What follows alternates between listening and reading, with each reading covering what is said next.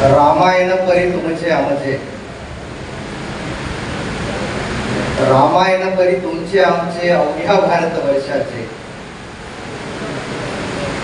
रामायण परी तुमचे आमचे अवघ्या भारतवर्षाचे, छत्रपतींची शौर्य गाथा निदान माझ्या हर्षाचे। महाराष्ट्राचं आराध्य दैवत छत्रपती शिवाजी महाराज, हिंदू मनाचे मानबिंदू, हिंदू हृदय सम्राट वंदनीय बाळासाहेब ठाकरे यांचं पुण्यस्मरण करून शिवसेना पक्षप्रमुख आदरणीय उद्धवसाहेब ठाकरे, युवासेना प्रमुख आदरणीय आदित्यसाहेब ठाकरे,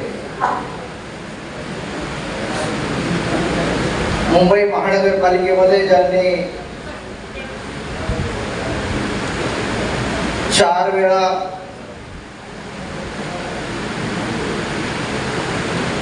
स्थायी समितीमध्ये आपल्या कार्यकर्त्यांचा ठसा उमटवला आणि मुंबई महानगरपालिकेची आर्थिक स्थिती मजबूत अवस्थेमध्ये आणून ठेवून मुंबई महानगरपालिका जागतिक स्तरावरती नेण्याचं महत् कार्य ज्यांनी केलं, केंद्रीय तपास यंत्रणांना, मग ती ईडी असो किंवा इतर तपास यंत्रणा असतो, त्यांना भीक न घालता ज्यांनी अतिशय कौशल्यानं शिवसेनेचा हा महामेरू उभारण्यासाठी मोलाची भूमिका बजावली, ते शिवसेनेचे नेते, मराठवाड्याचे संपर्क नेते आमदार आदरणीय रवींद्रजी वायकर साहेब,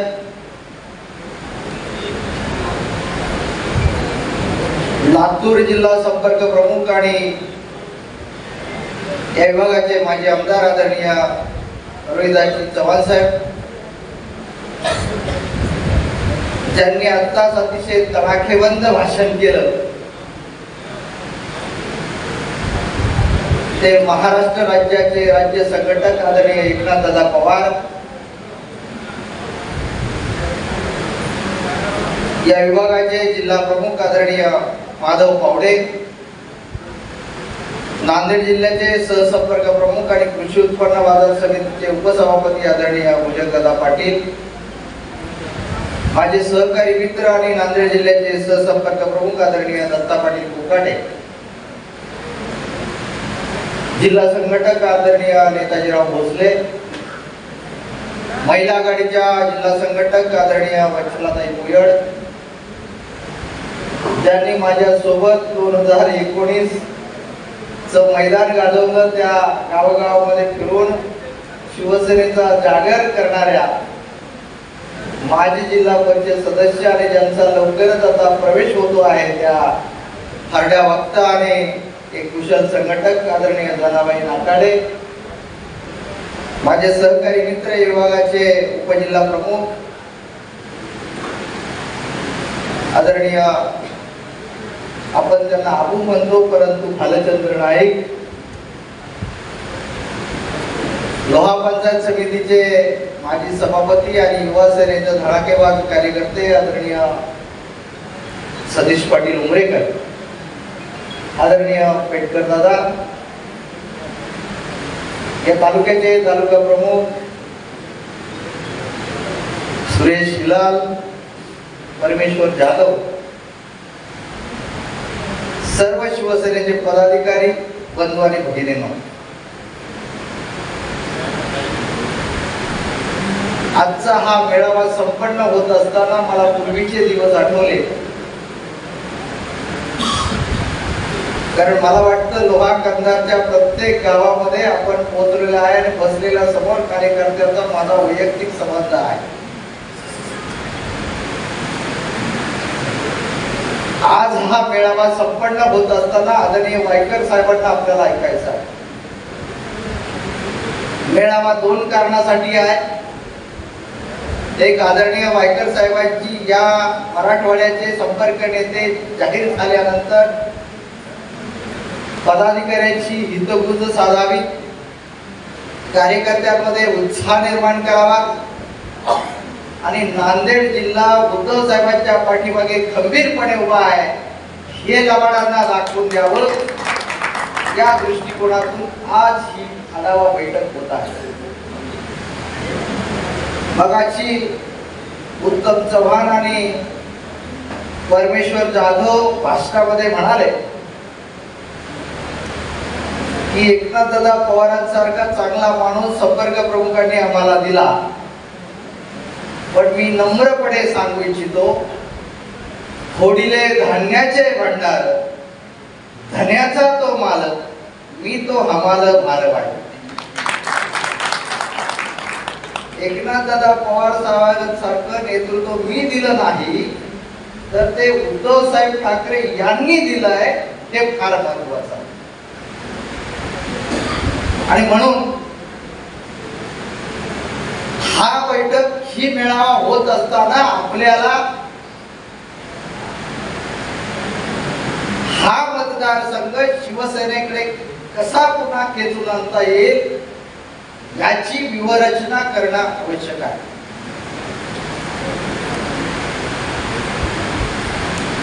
मी पहिल्या बैठकीमध्ये सांगितलं होतं, मुक्तेश्वर भाऊ,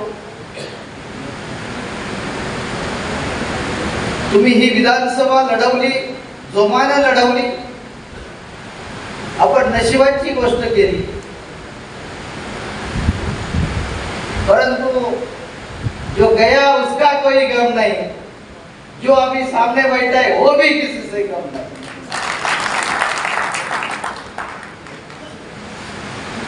गेलेल्या गोष्टी विसरून आपल्याला पुढे यशस्वी कसं होता येईल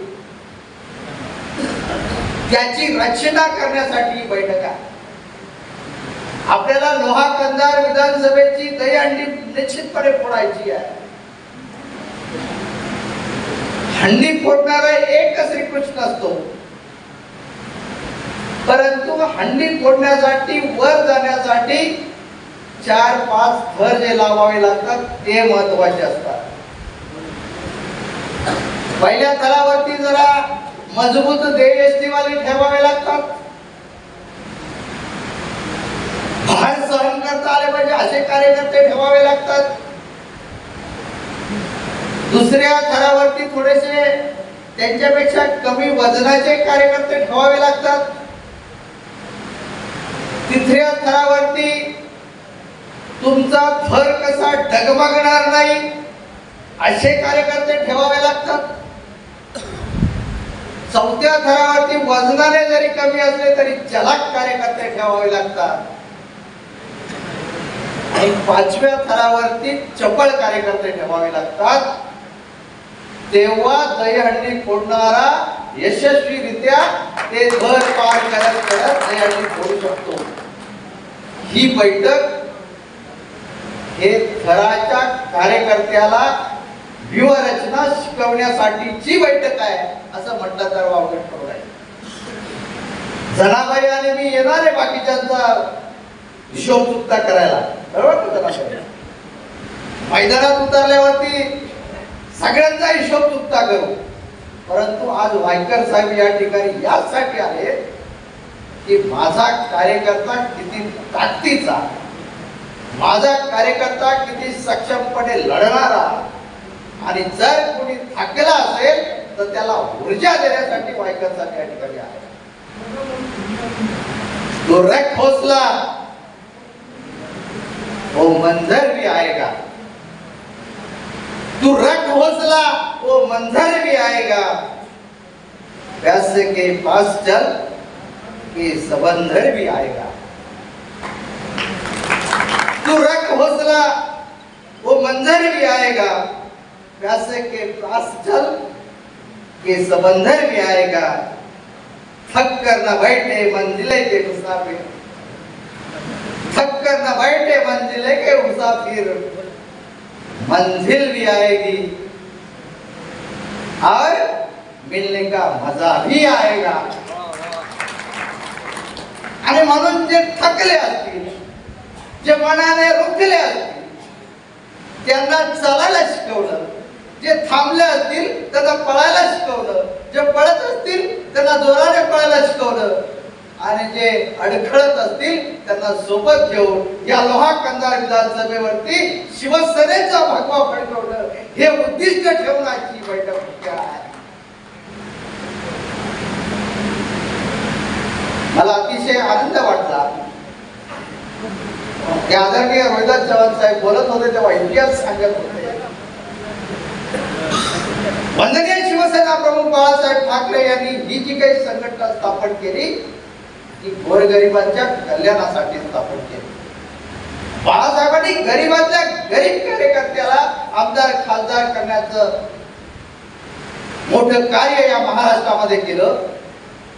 काँग्रेस असो, राष्ट्रवादी असो, भारतीय जनता पार्टी असो, हे भांडवलदारांचे पक्ष, पैसावाल्यांचा पक्ष, पण गोरगरिबांचा पक्ष कोणता असेल तो शिवसेना आहे. आणि त्या शिवसेनेची भगवी दस्ती आपल्या गळ्यामध्ये याचा आपल्याला सार्थ अभिमान असला पाहिजे. आता 2020चा सामना चालू झाला. मुक्तेश्वर भाऊंनी बॅटिंग केलेली आहे, रोहिदास चव्हाण साहेबांनी बॅटिंग केलेली आहे. 2020चा सामना आहे. कमी धावामध्ये, कमी चेंडूमध्ये जास्त धावा काढाव्या लागतात. मग आता तुम्ही ठरवायचंय की आपल्या गावामध्ये शिवसेनेचं किती प्राबल्य आपल्याला वाढवायचं. सामना जिंकायचा आहे, वेळ कमी आहे, धावा जास्त आहेत, चेंडू कमी आहे. मगाशी मी म्हटलं होतं की जेव्हा कमी चेंडू आणि जास्त धावा काढायच्या असतात तेव्हा भरवशाचा फलंदाज मैदानात उतरावा लागतो. तो विचलित झाला नाही पाहिजे, समोरचा काय वार करतो त्यातून डगमगला नाही पाहिजे, तर तो एकाग्र चित्तेने माझा संघ विजयी कसा होईल यासाठी झटणारा बॅट्समन मैदानात उतरायला लागतो. आणि आता लोहा कंधार मध्ये प्रामाणिक आणि विजय खेचून आणणाराच बॅट्समन उद्धव साहेब मैदानात उतरवतील अशी मला खात्री आहे.